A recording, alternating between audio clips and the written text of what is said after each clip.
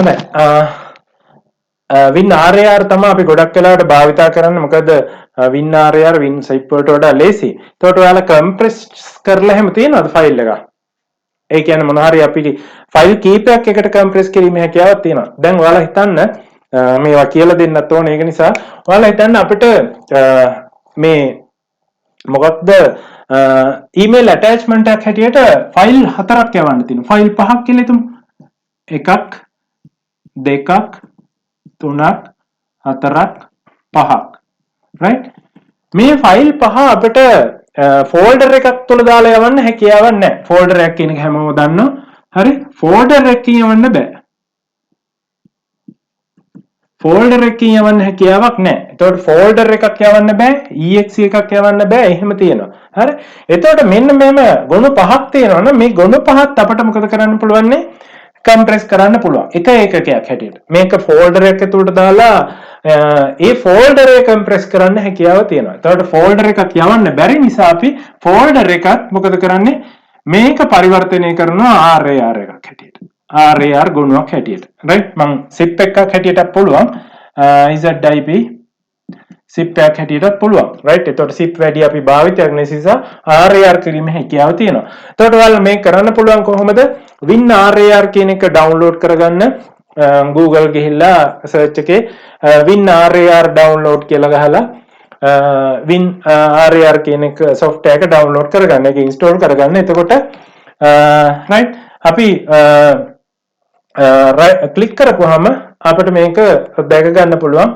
මම ඔයාලට පෙන්වන්නද එපාද? පෙන්වන්නද කරන විදිය? ඕනද? ඔන්න අතිරේක දේවල් වලට යනවා නේ. අවශ්‍ය නම් කියන්න පුළුවන්. ඕන නැත්නම් ඉතින් ඔයාලට කාලේ මෙන්න මෙහෙමයි. හරි.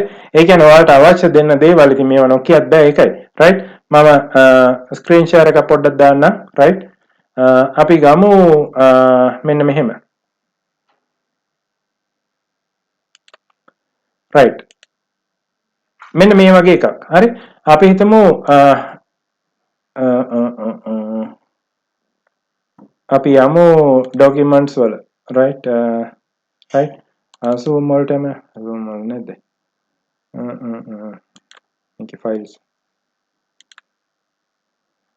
හරි අපි ගමු මෙන්න මෙහෙම හිතන්නකෝ right මෙන්න මෙහෙම ෆයිල් එකක් තියෙනවා right එතකොට බලන්න මේක mp4 ෆයිල් එකෙන් තියෙන්නේ right මම RAR download කරලා තිබුණොත් මට මෙහෙම ෆයිල් තුනක් තියෙනවා එතකොට මට පුළුවන් මෙන්න මේ ෆයිල් තුන එකට RAR කරන්න නැත්නම් එකක් අවශ්‍ය නම් මම මෙහෙම right click කරපුවාම මෙන්න මේ තියෙන්නේ මම මේ තියෙන්නේ compress and email කියලා තියෙනවා right පේනව නේද එතකොට මේක මට compress කරලා email කිරීමේ හැකියාව තියෙනවා right එතකොට email එකට කෙලින්ම මේක යනවා එහෙම නැතුව අපිට මේ add to archive කියලා දක්වලා තියෙනවා එතකොට මොකද වෙන්නේ බලන්න මේ ෆයිල් එක දැන් මෙතන මේ තියෙන බලන්න 2021 9 මේ වින්ඩෝ එක පේනව නේද හැමෝටම හරි හරි බලන්න මේක mp4 ෆයිල් එක වීඩියෝ ෆයිල් එක නමුත් මම ඒක කම්ප්‍රෙස් කරපුවම බලන්න මේ තියෙන නම බලන්න 2021 9:15 part 2 කියන එක 2021 9:15 part 2.rar බවට පත් වෙනවා පේනව නේද ඔයාලට පේනවා ඇති මෙතන RAR එතකොට මේක ඕකේ කරොත් මොකද වෙන්නේ zip ෆයිල් එකක් බවට පත් වෙනවා right මම RAR කරන්නම් කොහෙටද යන්නේ බලමු right මෙතෙන්ට වෙන්න ඕන right වෙලා යයිදන්නේ බලන්න මෙන්න RAR ෆයිල් එකක් හැදෙනවා මේ තියෙන්නේ දැක්ක නේද දැන් මේක RAR ෆයිල් එක මේක යොදාගෙන මෙන්න තවත් RAR එකක් හැදෙනවා හරි එතකොට මේක අපිට මොකද වෙන්නේ RAR ෆෝමැට් එකෙන් තියෙන්නේ මේක ඇතුලේ exe එකක් වුණත් යවීමේ හැකියාව තියෙනවා මම කැන්සල් කරන්න වෙලා යන නිසා right ඔන්න ඔය විදිහට අපිට email එකකට ඕක attach කරලා යවීමේ හැකියාව තියෙනවා එතකොට exe එකක් වුණත් අර folder එකක් වුණා දැන් folder එකක් අපිට යවීමේ හැකියාවක් නැහැ folder එක උඩ right click කරලා add to archive කියන එකෙන් අපිට folder එක මොන හරි නමකින් ඒ හැදෙන නමින් හෝ වෙනත් නමකින් අපිට RAR ගුණයක් බවට පරිවර්තනය කරන්න හැකියාව තියෙනවා හරි ඒකල අපිට යවන්න පුළුවන් ඉතින් මේවා පොඩක් වැදගත් නිසා තමයි කිව්වේ හරි කමක් නැහැ අපි යමු right ජාල ආරක්ෂණය right එතකොට මම හිතන්නේ ඔන්න ඔතනින් ඉවරයි අපි ඔව් හරි. ජාල ආරක්ෂණය මම හිතන්නේ ගිනි පවුරු ගැන අපි කලින් කතා කරා නේද?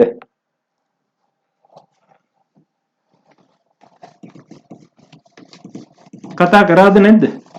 මොන හරි ලියාගෙන තියෙනවා වගේ මට මතකයි. හොඳයි.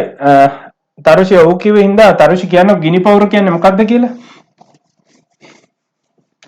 ඒ කතා කරාම වෙන අවුලක් කියලා හිතන්න එපා. මම ඉතින් අනිත් අය කතා කරන්නේ නැති නිසා තමයි ඉතින් වෙන කතා කරන්නේ නැති අයට කතා කරලා වැඩක් නැහැනේ. ඒක නිසා තමයි කතා කරන අයගෙන් මොන හරි දෙයක් අහන්නේ බලන්නේ. හරි. එතකොට ටයිනිගේ මේ වැඩිපුර අහන්නේ ඉතින් ටයිනි වැඩි ඉතින් කතා කරනවානේ. ඉතින් ඒ වගේ. ඉතින් ඒක වරදක් හැටියට දකින්න එපා. හරි. ඔයාලා කතා කරනවා නම් තමයි ඔයාලා කැමති.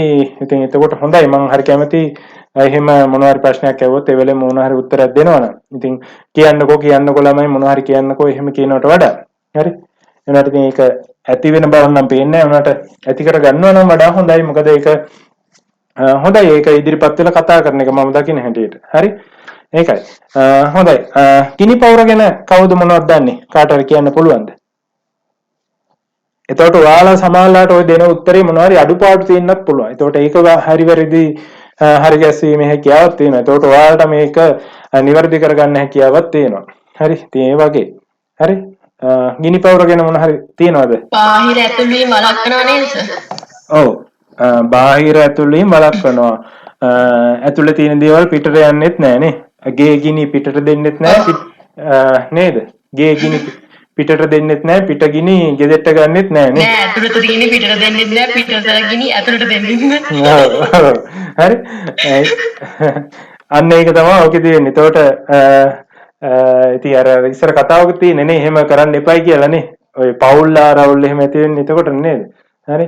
ගේ ගිනි පිටට දෙන්නත් එපා, පිට ගිනි ගෙට ගන්නත් එපා කියන්නේ ඒකයි. ඉතින් ඒක හොඳ දෙයක් ඇත්තම කියනවා නම්. ඉතින් ඒ වගේ තමයි ජාලය ඇතුළට තියෙනකොට ජාලය තුළට පිට ගිනි ගන්නත් එපා, ඇතුළේ තියෙන ගිනි පිටට දෙන්නත් එපා කියලා. හරි. ඔන්න ඔක තමයි කියන්නේ. ඉතින් ඒක හරි. ගිනි පවුරෙන් සිද්ධ වෙන්නේ ඔන්න ඔය කාර්යය. මොකක්ද? මෙතනදී බලන්න රූප සටහනකින් දක්වලා තියෙනවා 94 වෙනි පිටුවේ බලන්න වෑන් එක තියෙනවා ලෑන් එක තියෙනවා. හරි. එතකොට වයිඩ් ඒරියා නෙට්වර්ක් එක කියන්නේ අපිට බාහිරින් දකින්න ලැබෙන දෙයක්. ඒ කියන්නේ අපේ ජාලයට පිටින් තියෙන දෙයක්. එතකොට ලෑන් එක තියෙනවා. ලෝකල් ඒරියා කනෙක්ෂන් එක කියන එක ලෝකල් ඒරියා කියන එක නෙට්වර්ක් කියන එක අපි දන්නවා ලෑන් එක. හරි.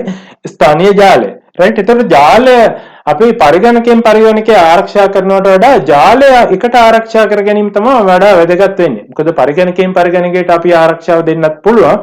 නමුත් ඒකෙදී විශාල පරිගණක සංඛ්‍යාවක් තියෙනවා නම් අපිට මේක ඉතාමත් අපහසු කාර්යයක්. මොකද සෑම පරිගණකයකටම අපි සොයා බැලීමක් සිදු කරන්න ඕන. නමුත් අර පිටත ජාලයකට ඇතුල් වීම එක තැනකින් තමයි සිද්ධ වෙන්නේ. ඕනම එක තැනකින් හෝ දෙකකින් තමයි සිද්ධ වෙන්නේ. ඕනෑම විශාල ජාලයක. එතකොට මෙතෙන්දී අන්න එතන ආරක්ෂා කර ගැනීමෙන් අපිට පුළුවන් අර සම්පූර්ණ ජාලයම ආරක්ෂා කරගන්න. ඉතින් ඒක නිසා මේ පිටත ජාල වලට සම්බන්ධ වෙන ස්ථානෙන් අපි මොකද කරන්නේ? ෆයර්වෝල් එක. මේක ඇත්තටම බාහිර ගිනි පවුරක් එහෙම නැත්නම් දෘඩ ගිනි පවුරක් තමයි ඇතුළත් කරන්න වෙන්නේ. මොකද මෘදු ගිනි පවුරක් කියන එක පරිගණකයක් තුල තමයි තියෙන්නේ. ඒ කියන්නේ ඔපරේටින් සිස්ටම් එකක් එක්කම තමයි මෙන්න මේ මෘදු ගිනි පවුර එහෙම නැත්නම් අභ්‍යන්තර ගිනි පවුර කියන එක අපට ලැබෙන්නේ. එතකොට මේ අභ්‍යන්තර ගිනි පවුර තරම්ම ශක්තිමත් නැහැ. පරිගණකයේ යම් ආරක්ෂාවක් ලබා දීම සඳහා තමයි අභ්‍යන්තර ගිනි පවුර කියන එක අපිට පරිගණක මෙහෙයුම් පද්ධතිය විසින් ලබා දීලා තියෙනවා. එතකොට මෙහෙයුම් පද්ධතිය ස්ථාපනය කරන අවස්ථාවේදී ওই ගිනි පවුර අර වගේ දේවල් වෙනත් ආරක්ෂණ ක්‍රමවේදයන් ස්ථාපනය වීම සිද්ධ වෙනවා පරිගණකය තුල. එතකොට මේ ගිනි පවුර කියන එක මෘදු ගිනි පවුර අපිට යම් යම් සැකසීම් සිදු කරලා යම් යම් ආරක්ෂාවක් ලබා ගැනීම හැකියාව තියෙනවා. නමුත් බාහිර ගිනි පවුරක් කියන්නේ වෙනම ඒකකයක්.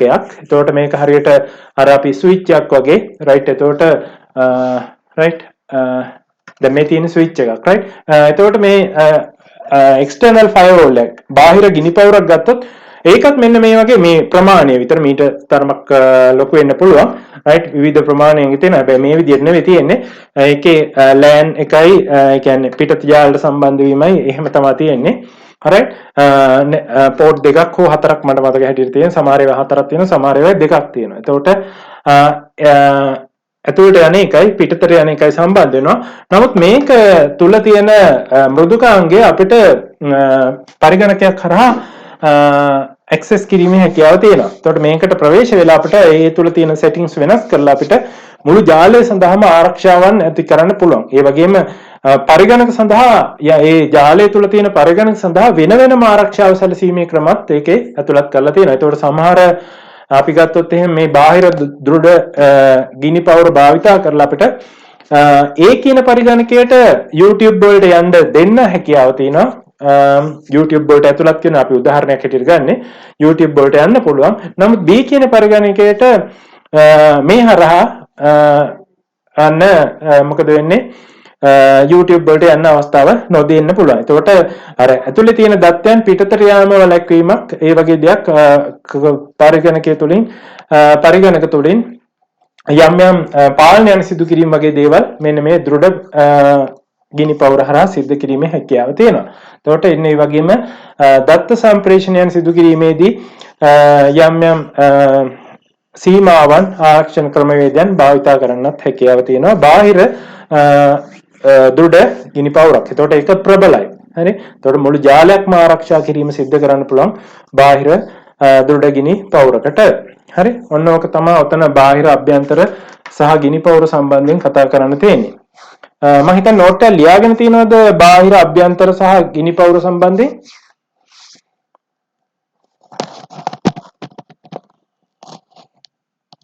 දුන්නා වගේ මට මතකයි පොඩ්ඩක් කියන්නකෝ ළමයි.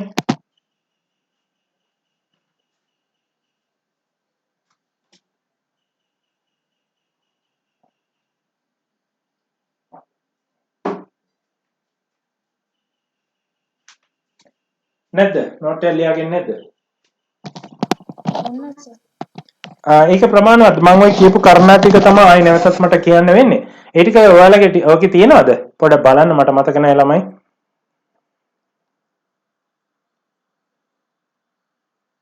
නැද්ද? තියෙනවා සර්. එහෙනම් මම නෝට් එකක් එතෙන්ට අවශ්‍ය නැද්ද ඔයාලට? හරි. හොඳයි. ගිනි පවුර ගැන එහෙනම් ඉතාමත් කෙටියෙන් ලියාගමු. රයිට් ඕන්න ලියා ගන්නකො. නැත්නම් ඒක කතා කර කර ඔයාලගෙන් ප්‍රශ්න අහා ඉන්න වෙලාවේ ඒ කොටස කරලා ඉවර කරන්නත් පුළුවන්. හරි. ගිනි පවුර. හරි. ලියමු. ස්ථානීය ජාලයක් තුලින්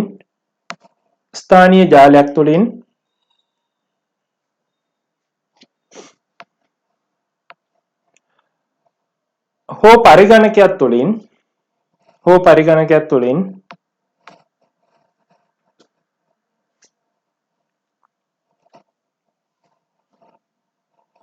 දත්ත පිටතට ගලා යාම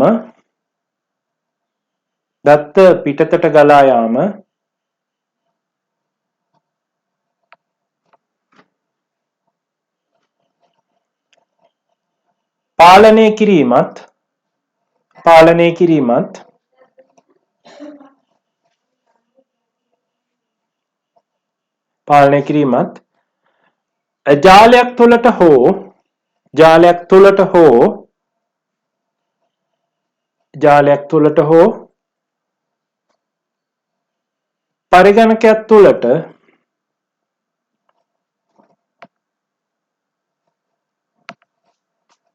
ජාලයක් තුළට හෝ පරිගණකයක් තුළට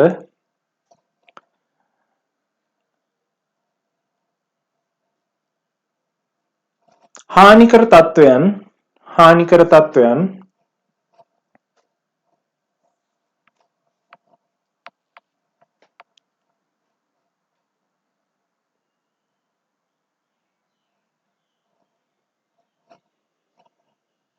ඇතුල්වීම් පාලනය කිරීමත්. එතකොට හානිකර තත්වයන් කියවන ඇත්තටම වෙන්නේ සමහර වෙබ්සයිට් කන්ට්‍රෝල් කරන්න පුළුවන්. එතකොට හානි නොවෙන්නත් පුළුවන්. දැන් අපි හිතමු ගත්තොත් උදාහරණයක් ඇටියට දැන් සාමාන්‍යයෙන් ඔය ආයතනික මට්ටමින් සිද්ධ කරන දේ තමයි විශේෂයෙන්ම සමාජ ජාල.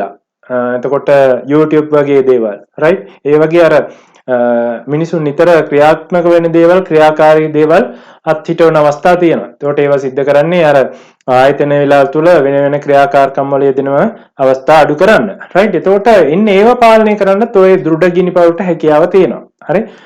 එතකොට නමුත් අපි අර හානිකර තත්ත්වයන් විතරක් කියලා කියනවා නැත්නම් දත්ත තොරතුරු පාලනය කිරීමේ හැකියාවක් තියෙනවා. අවශ්‍ය නම් ඒක ලියා ගන්න.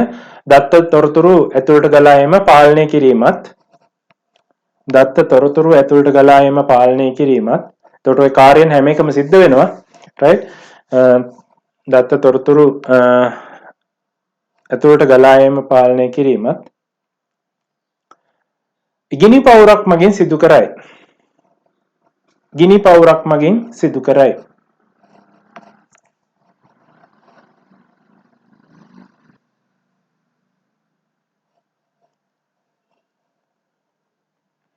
මෙය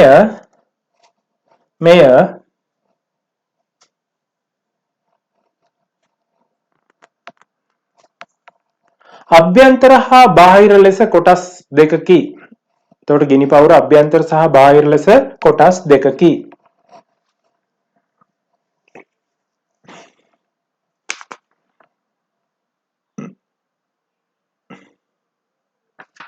අභ්‍යන්තර හා බාහිර ලෙස කොටස් දෙකකි. හරි. එතකොට බාහිර දෘඩ ගිනි පවුර ගැන තමයි ඉස්සෙල්ලාම අපිට සඳහන් කරන්න තියෙන්නේ. මොකක්ද? විශේෂයෙන්ම බාහිර එක ගැනත් ලියමු. අපි දැන් පැහැදිලි කරගෙන ඉන්නේ. විශේෂයෙන් ස්ථානීය ජාල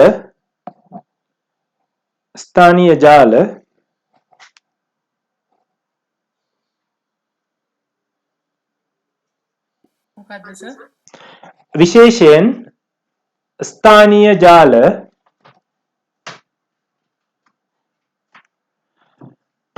බාහිර හානිකර තත්වයන්ගෙන්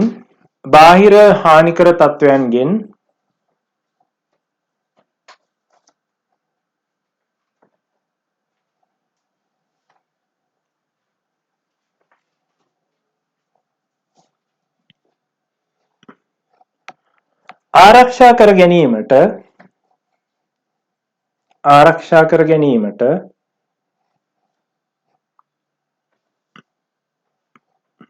මෙන්ම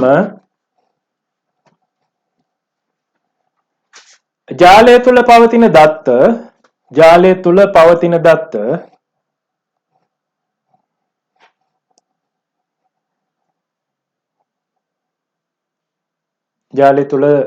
දත්ත බාහිරට ගලා යාම පාලනය කිරීමටත්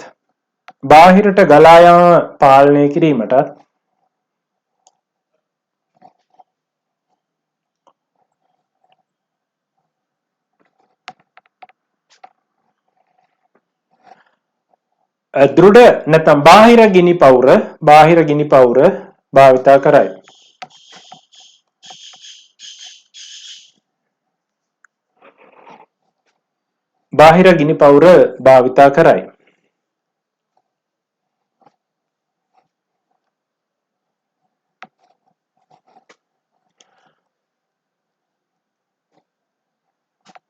අභ්‍යන්තර ගිනි පවුරට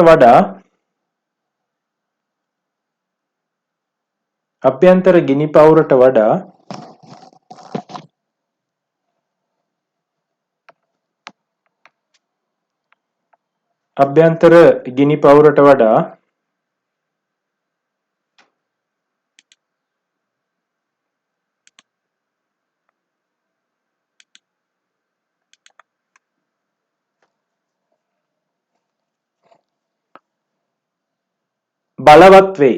බලවත් වෙයි.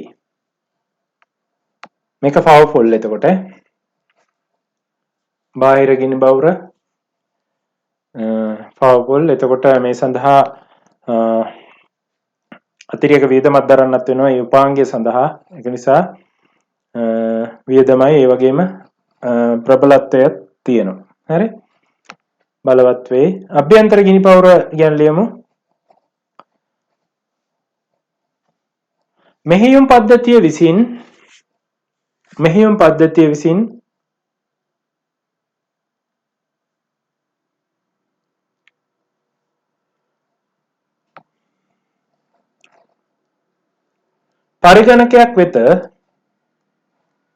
පරිගණකයක් වෙත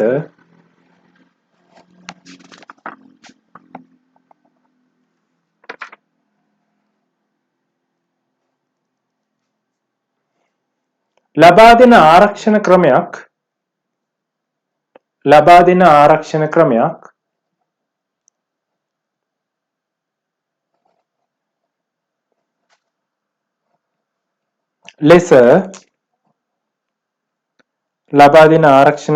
ලෙස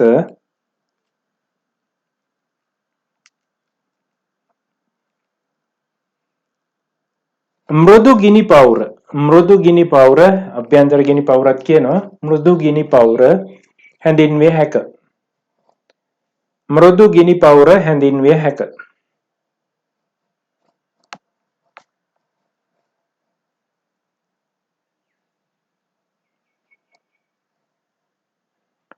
පරිගණකය තුළට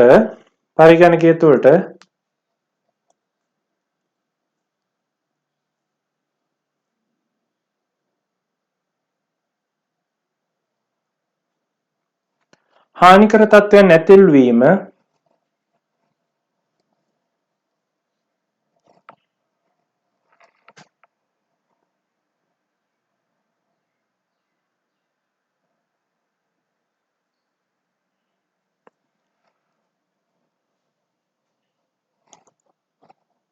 දත්ත තොරතුරු පිටතට ගලා යාම අනවසරෙන් ගලා යාම කියන එකේ ගලා යාම පාලනය කිරීමක් නෙවෙයි අපි කිව්වට දත්ත තොරතුරු හරිනම් අනවසරෙන් පිටතට ගලා යාම පාලනය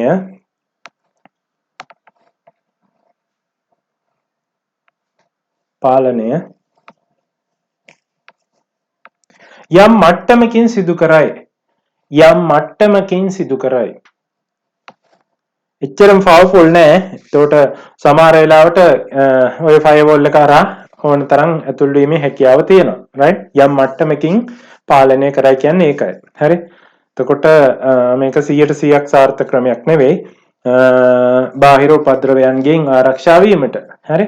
හොඳයි. එතකොට ඔන්න අභ්‍යන්තර ගිනි පවුර ගැන තමයි අපි ඔය කතා කරේ. ගිනි පවුර සම්බන්ධයෙන් ඔය ටික දැනගත්තාම ප්‍රමාණවත් වෙනවා.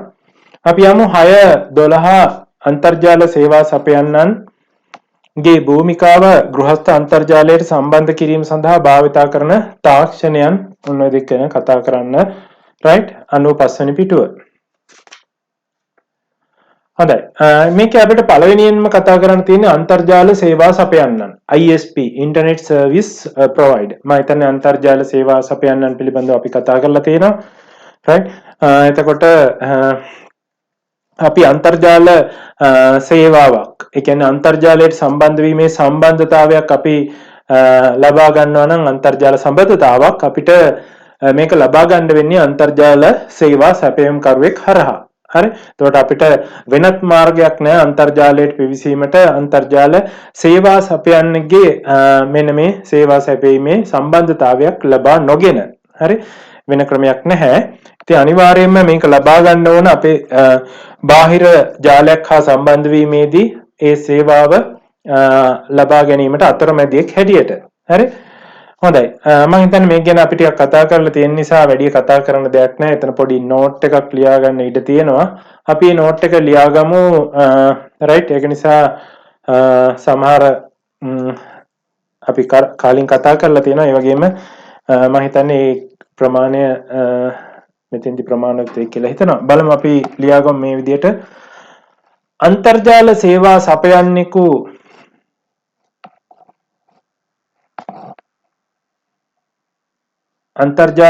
සපයන්නෙකු නැත්නම් සපයන්නන් යනු අන්තර්ජාල සේවා සපයන්නන් යනු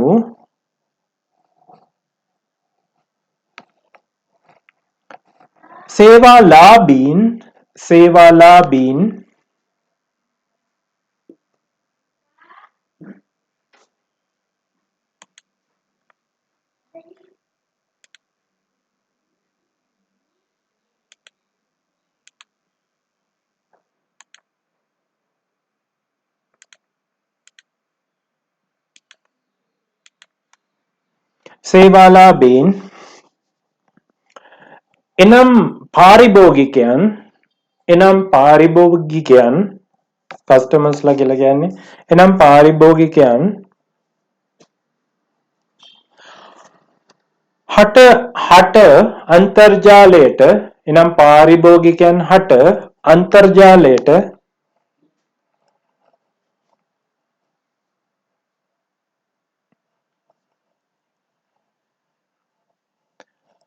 සම්බන්ධ වීමට අවශ්‍ය පහසුකම්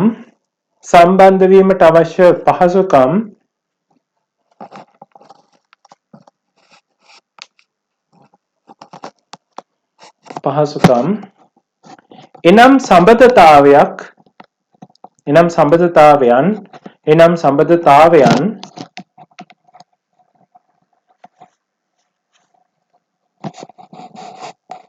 ලබා දෙන ආයතනයක්ය.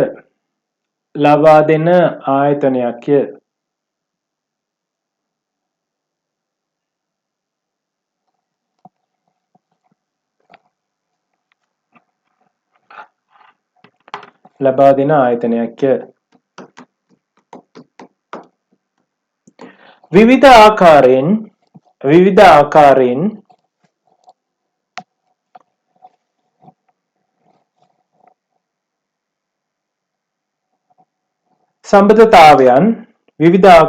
සම්බන්ධතාවයන්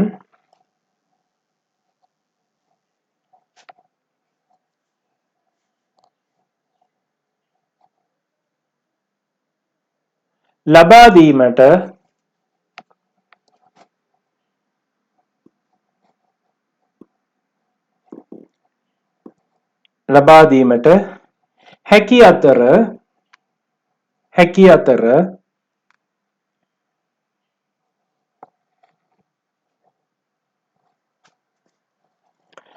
පෙරගෙවුම් හා පසුගෙවුම් ප්‍රීපේඩ් පෝස්ට්පේඩ් කියන එක ලෙස දෙආකාරයකි.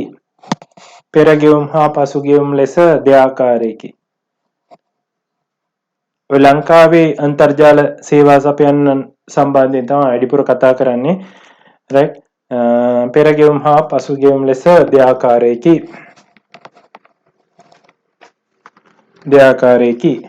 right DSL ADSL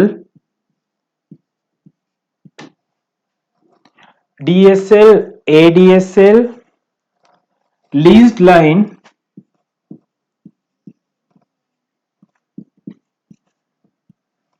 line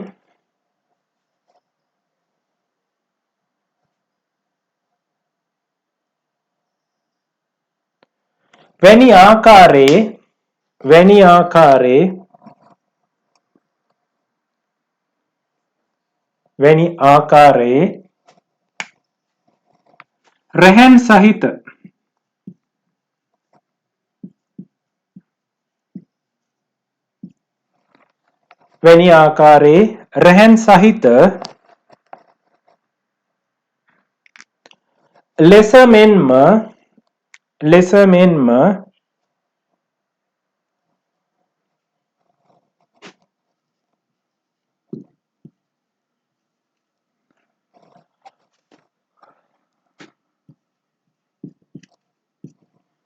3G, 4G, LTE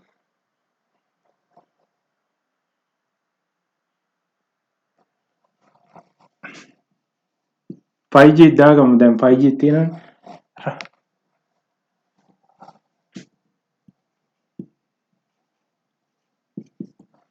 5G WiMAX WiMAX 3G 4G 5G WiMAX වැනි 3G 4G LTE 5G WiMAX වැනි රැහැන් රහිත තාක්ෂණයන්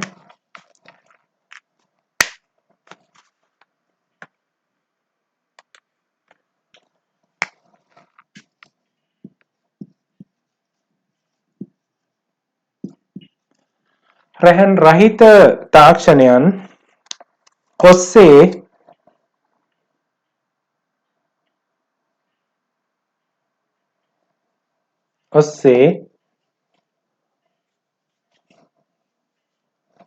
පරිගණක හා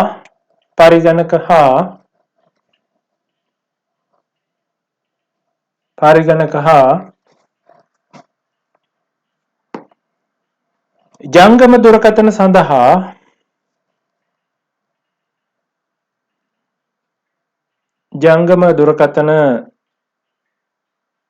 සඳහා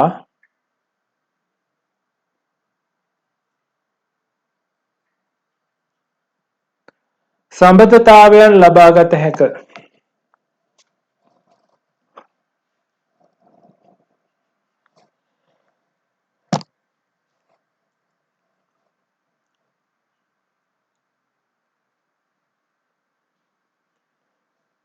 සම්බන්ධතාවයන් ලබාගත හැක. right එතකොට මේකේ ආකාරයන් තමයි ඔය දැක්කුවේ එකක් ඔය ලංකාව සලකලා බලලා තමයි ඔය වගේ නෝට් එකක් දෙන්නේ. එතකොට ප්‍රීපේඩ් පෝස්ට්පේඩ් ඇඩියට කොටස් දෙකක් බෙදන්න පුළුවන් අපේ අන්තර්ජාල සම්බන්ධතාවයන්. ඒ වගේම රැහන් සහිත ආකාරයෙන් ගත්තොත් එහෙම DSL ADSL වෙන්න පුළුවන්, ලීස් ලයින් එකක් වෙන්න පුළුවන්. ඔන්න ඔය වගේ රැහන් සහිත ආකාරයක්. ඒ වගේම රැහන් රහිත ලෙස අපිට 3G 4G LTE 5G WiMAX ඔය වගේ අලුත් තාක්ෂණයන් අපිට 4G 5G LTE වගේ ගත්තොත් එහෙනම් දැන් 5G තාක්ෂණයත් ලංකාවේ දැන් තියෙනවා. right ඒක නිසා රැහන් රහිත ආකාරයේ ওই විදිහට අපිට අන්තර්ජාල සම්බන්ධතාවයන් ආකාරයන් අපිට දක්වන්න හැකියාව තියෙනවා. හරි. හොඳයි. එතකොට අන්තර්ජාල සේවා සපයන්නන් ගත්තොත් එහෙම අපි පරිගණක තියෙන්න පුළුවන්. right මේක කෙලින්ම සම්බන්ධ වෙන්නේ ISP කෙනෙකුට. right ඒ ISP හරහා තමයි ඉන්ටර්නෙට් වලට සම්බන්ධතාවය ඇති කරලා දෙන්නේ. එතකොට ISP කෙනෙක් මේ අතරතුර සම්බන්ධතාවය ලබලා දෙන්න ඕන. right එතකොට මෙයාලගේ තියෙන IP එකක් භාවිතා කරලා තමයි අපි පරිගණක වලට සම්බන්ධ වෙන්නේ. එතකොට අපි අන්තර්ජාලයට සම්බන්ධ වෙන්න අපි අන්තර්ජාල සම්බන්ධතාවයක් අපි උදාහරණයක් ඇටියට අපි ගත්තොත් එහෙම ෆෝන් එක අපි data on කරොත් හරි data connection එක අපි ෆෝන් එකේ data on කරොත් ෆෝන් එකේ wifi on කරොත් ලැප් එකේ wifi on කරොත් network cable එක ගහලා තියෙද්දි අපි මොනවාරි ඉන්ටර්නෙට් වලට මොනවාරි සම්බන්ධයක් ඇති කරගත්තොත් අපි මොකද වෙන්නේ ප්‍රථමයෙන් මේක ISP වෙත ගිහිල්ලා ISP අපිට මේක ලබලා දෙනවා IP address එකේ IP address එක භාවිත කරලා අපිට අන්තර්ජාලයට යන්න හැකියාව තියෙනවා. right හරි ඔන්න ඔය විදිහට තමයි ඒක සිද්ධ වෙන්නේ. හරි එතකොට ඔයාලගේ සම්බන්ධ වෙච්ච IP එක බලා ගන්න පුළුවන් එක ක්‍රමයක් තමයි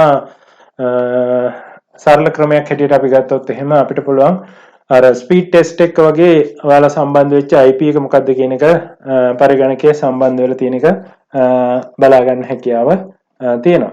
right එතකොට කාට හරි IP එක මොකක්ද සම්බන්ධ වෙන්නේ කියන එක බලා ගන්න විදිහ අවශ්‍යද? විශේෂ අවශ්‍යතාවයක් කියන්නේ මේ IP එක හයිඩ් කරන්න පුළුවන්. ඒ කියන්නේ සමහර අවස්ථාවල ඔයාලා හිතන්නකෝ ඔයාලා සාමාන්‍යයෙන් ඉලීගල් දෙයක් වැරදි දෙයක් කරනවා කියලා හිතමුකෝ අපි.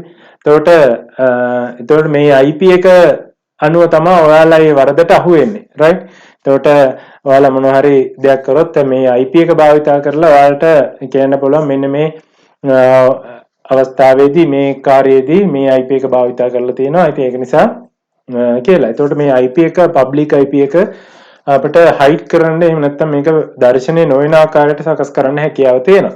ඉතින් ඒකෙන් ඕනනම් ඔරඩවලදීම ටිකක් මොනාරි දෙයක් කරගන්නත් පුළුවන්. හරි ඕනනම් කියන්න පුළුවන්. හරි එතකොට මේ IP එක අපිට බලා ගැනීම හැකියාවක් තියෙනවා. හයිඩ් කිරීමේ හැකියාවක් තියෙනවා. හරි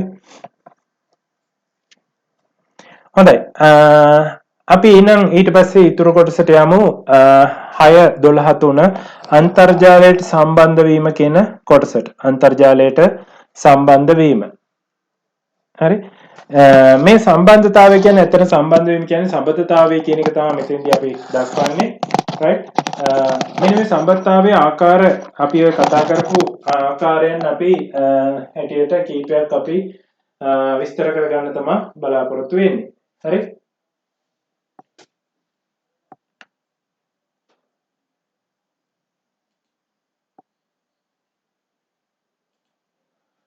හරි. ඉස්සෙල්ලාම අපිට දකින්න ලැබෙනවා සංඛ්‍යාංක ග්‍රාහක පතය ඩිජිටල් සබ්ස්ක්‍රයිබර් ලයින් එහෙම නැත්නම් DSL ගැන අපි කතා කරන්න යන්නේ. right. එතකොට මම හිතන්නේ ADSL කියන එක නම් හැමෝම දන්නවා ඇති ටිකක් පුරුදු වචනයක්. DSL ADSL කියන දෙකම ටිකක් එකමයි.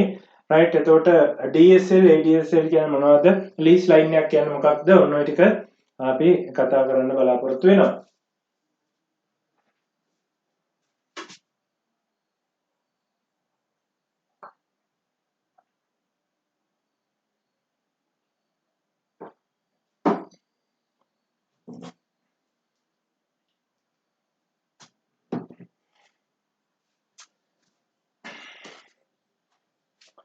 හොඳයි.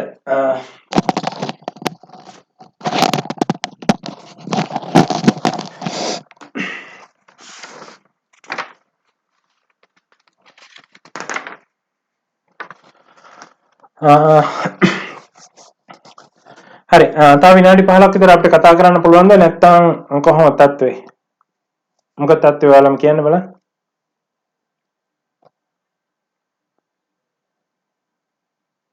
ඇතිද?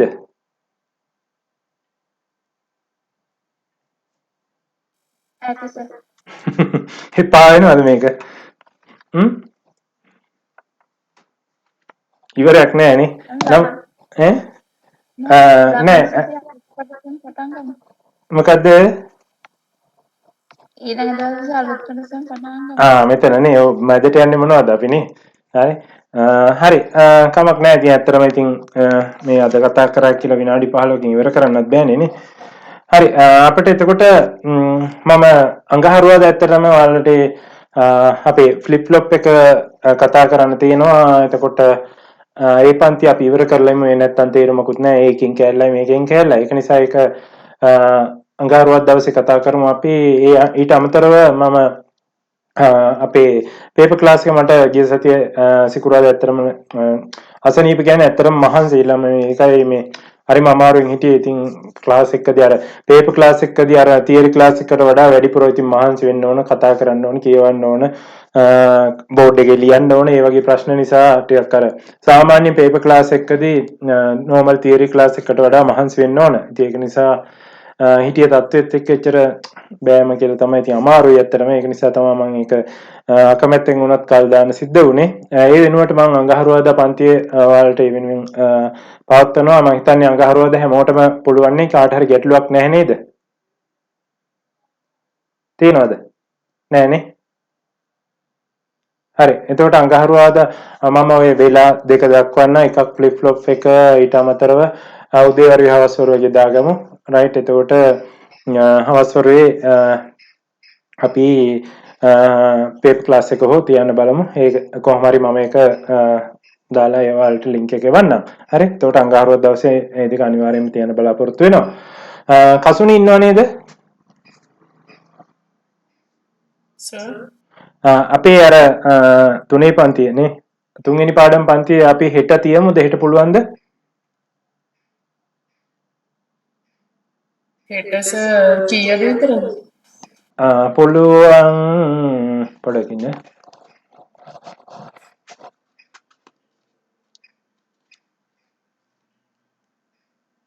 එකට බෑනේ. එකට උදේ නම් සර් ක්ලාස් එක 3 විතර වෙනවා ක්ලාස් තියෙනවා සර්. ඊට පස්සේ නම් පුළුවන්. හෙට එහෙනම් බැරි වෙන්නේ. රයිට්. මම එහෙම තිබුණත් හරි. ඔයාගේ වෙලාවට නේ තියෙන්නේ නේ. එහෙම වුණත්